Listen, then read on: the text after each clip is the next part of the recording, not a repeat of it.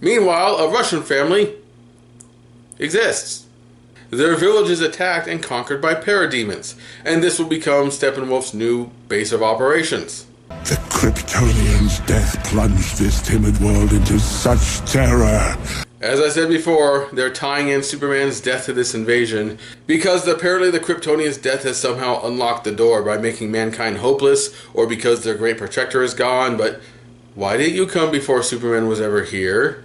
Instead of this just being one of many worlds on your path of conquest, like in normal lore about Apocalypse, apparently Earth is some sort of linchpin where your mother boxes have been trapped here.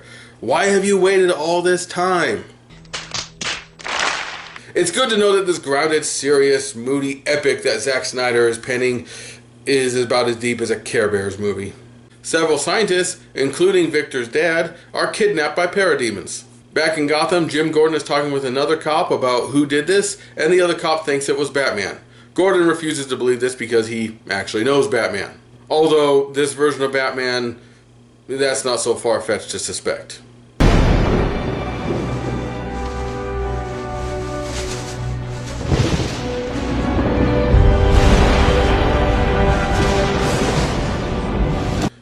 No, using that theme music does not make this Tim Burton's Batman.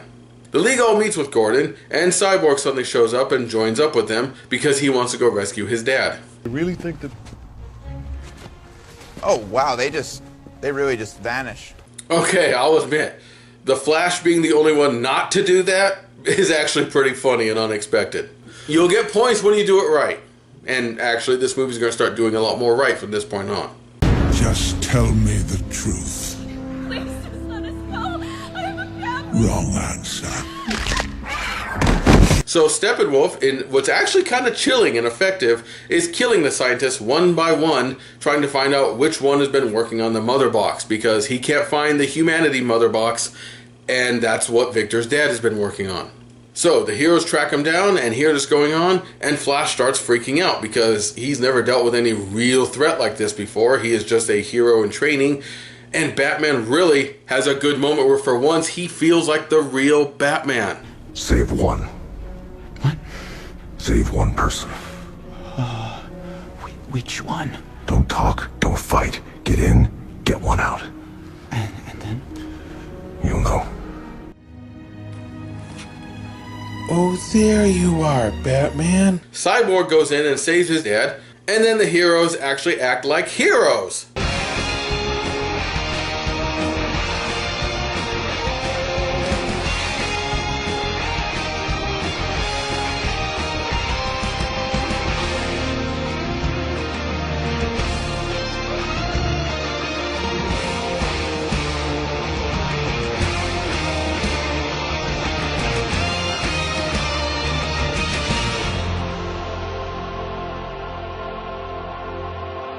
So the tunnels were about to flood and kill everyone, but Aquaman shows up and saves the day. There's something you never hear.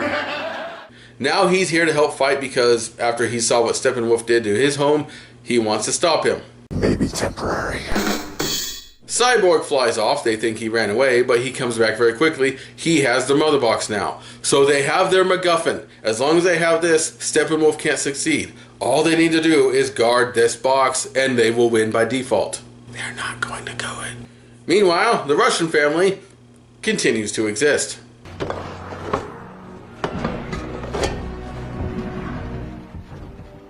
Oh, excuse me, were we supposed to do some readings for this movie? So the League goes to the Batcave. Wow, it's like a cave. Like a bat cave. And I thought Batman was... Nope. This movie is improving, but you still have not earned the right to use a clip like that. Have this instead. This is why Superman works alone. And we have a discussion where we figure out that the mother box is apparently the key to resurrecting Superman. Somehow. If you were in a conductive field, boost from the mother box Could bring him back to life. Although I will grant this, Bruce Wayne being oddly insistent on raising Superman from the dead despite all the warnings that this could be a very bad idea from Diana it makes sense because it's telling us about Bruce feels guilty. He feels responsible for having killed Superman, although he's really not. We'll get into that. This is good, non-obvious storytelling. You're not just spelling it out. Like, Risk? Yes, but it's necessary. Why? Because of your guilt?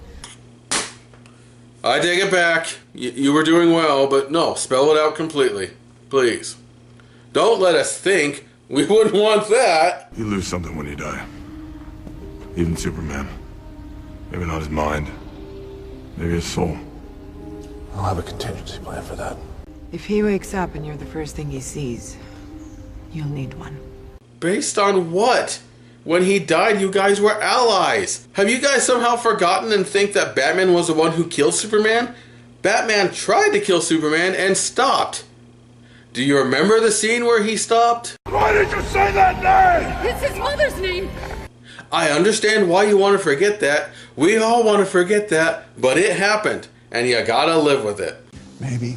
Alright, on this topic, let's talk about this because the DCEU is really bad about this. They keep retconning their own history, as small as that history is, for the sake of their new movie. This only hurts your cause because then tuning into the next movie is less of a reward because you might just change everything that happened before. Case in point. Tell me. Do you bleed? Acting like Bruce was somehow the one who killed Superman instead of him dying while you guys were allies.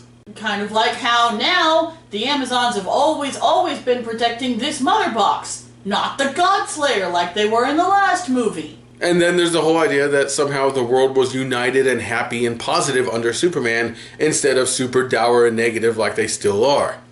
And speaking of Superman, there's also Superman's dad, who they keep trying to act like was some sort of true believer in the mission of Superman. Superman was never real. Just the dream of a farmer from Kansas. Even though he never wanted him to be a hero. He told him let people die rather than be a hero, and that you should be embarrassed to not be a farmer because being a farmer is as important as being a hero. I just want to do something useful with my life. So farming, feeding people, that's not useful. I didn't say that. This is not the man who wanted you to save the day. Stop pretending he was. Oh, here's another one. Remember the end of Dawn of Justice with the dirt rising from the grave as if Superman still has power in him? Apparently not, because he's dead as a doornail right now and he needs magic from the mother box and the Kryptonian ship to be brought back. Where was Julie buried? In the Mission Dolores Cemetery in San Francisco. Mm-hmm. And do you have any shovels? Which is why we go a grave robbing. So apparently they've taken Clark to Willy Wonka's factory and dip him in the chocolate river. What? Why did you just let the photo fall into the goo? Clearly it's precious to him and his family. Why not just hold on to it and give it back to him? You're planning to bring him back? Oh no. If the picture's in the goo, when they revive it, they might revive the picture into some sort of horrible two-dimensional Kevin Costner. Wait, we've already got that. He's called Kevin Costner. No! If you want to view paradise, simply look around and view it. Anything you want to do it. Want to change the world. There's nothing to it.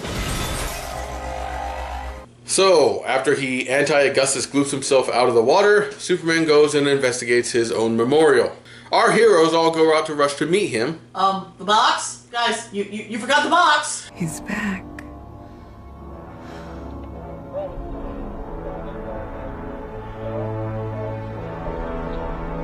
No, using that theme does not make this the Richard Donner Superman.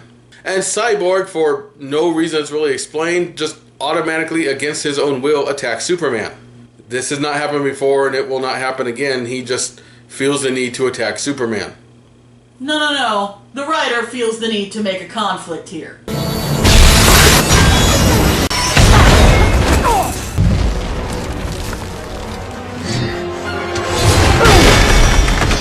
Oh, someone stop him! He's bringing too much hope and positivity to the world! Wait. Isn't Superman traditionally weak against magic? Why is this not incapacitating him? The box? Okay, this is actually another really cool moment.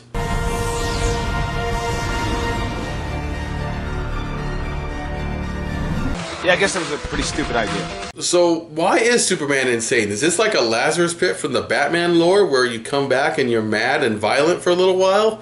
They never explain why he's attacking everyone. Is the implication that a Kryptonian without a human upbringing flashes back and their instincts are to attack and kill every human? Because that doesn't really make sense. Doesn't speak well for Supergirl either. And it's counter, once again, to the themes of the previous film, where Man of Steel was all about Superman's ability to self-determine what he was going to be and not have to be guided by his genetics. You did this. I had to. You won't let me live. You won't let me die.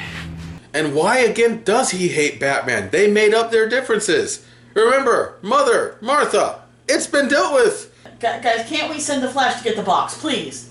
Also, what's wrong with your lip? Yeah, I wasn't going to let that go. And Bruce's secret weapon is a fat vampire. Guys, well, too late now. Mother box. He has the last one. Compare with... We are out of time.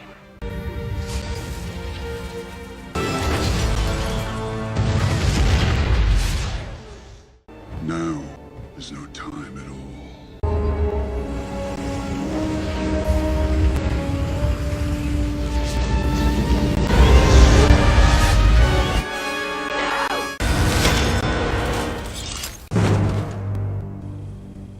We didn't just drop the stone somewhere and forget about it. So Lois and Clark fly off together and go to the Kent farm to discuss things. And elsewhere, Earth's last hope and mightiest saviors are bickering with each other like high schoolers. Do you talk to fish?